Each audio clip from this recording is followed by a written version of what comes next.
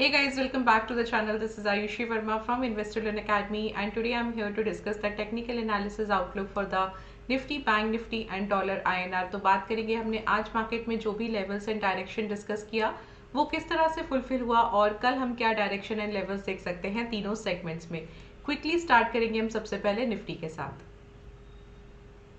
All right, so daily chart आज Nifty का हमने रेजिस्टेंस जो सेलेक्ट किया था वो 434 का पहला था एंड सेकंड रेजिस्टेंस जो हमने डिसाइड किया था that was 504 and first resistance था हमारा 330 का और सेकंड रेजिस्टेंस था 237 का। सेम लेवल्स हम कल भी एक्सपेक्ट कर रहे हैं। आज के लिए हमने जो लेवल्स किए थे एग्जैक्टली सेम रेंज में ट्रेडिंग हुआ। क्लोजिंग जो है वो करीब करीब आपका 447 के आसपास आया है।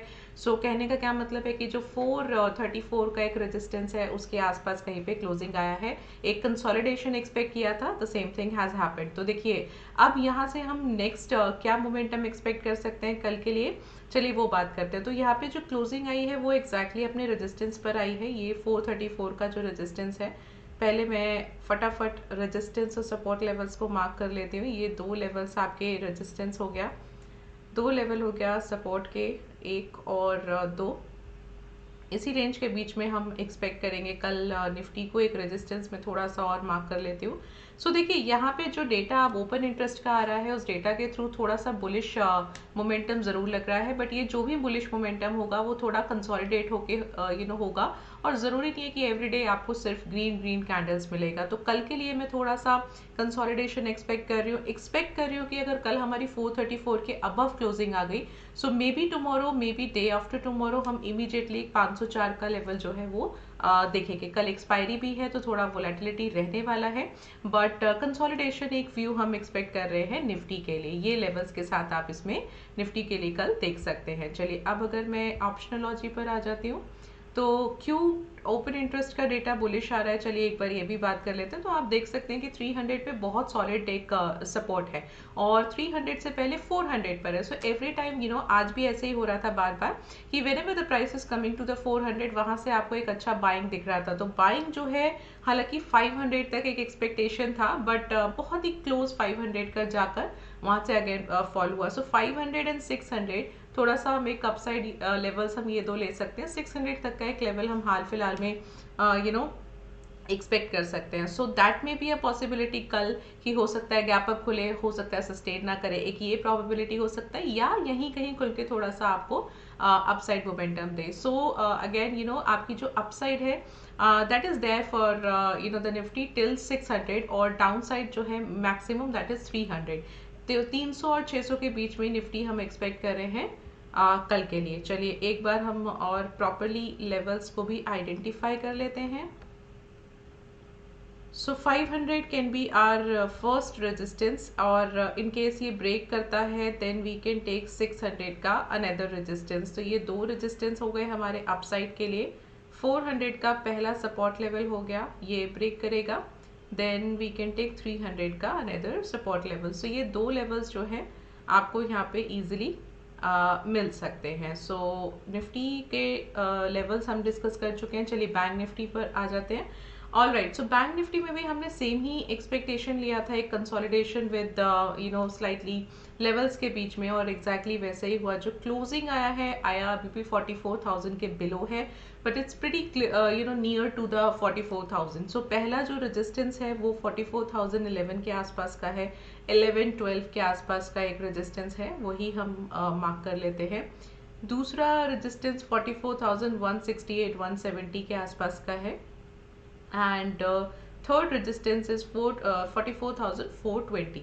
सो ये तीन रेजिस्टेंस लेवल्स हो गए। कंसोलिडेशन कल हम एक्सपेक्ट करेंगे। ये जो एक गैप है ये जो यहाँ पे गैप क्रिएट हो रहा है, ये गैप हो सकता है कल हम एक फिल होता हुआ देखें एंड अगर होता है तो दैट इज इवन बेटर, और अगर नहीं, लेट्स से कल एक्सपायरी है, थोड़ा सा अगर डाउन साइड मोमेंटम आता है कंसोलिडेशन में तो आप 43,583 का लेवल देख सकते हैं। तो पहला सपोर्ट लेवल होगा 43,802 का और दूसरा सपोर्ट लेवल होगा 43,583 का। बट 43,800 पे ही ना आपको बहुत अच्छा डेटा आ रहा है। So there is a very high probability कि ये एज अ सपोर्ट की तरह काम करे और जो बैंक निफ्टी है वो थोड़ा सा 800 के अबव ही रहे।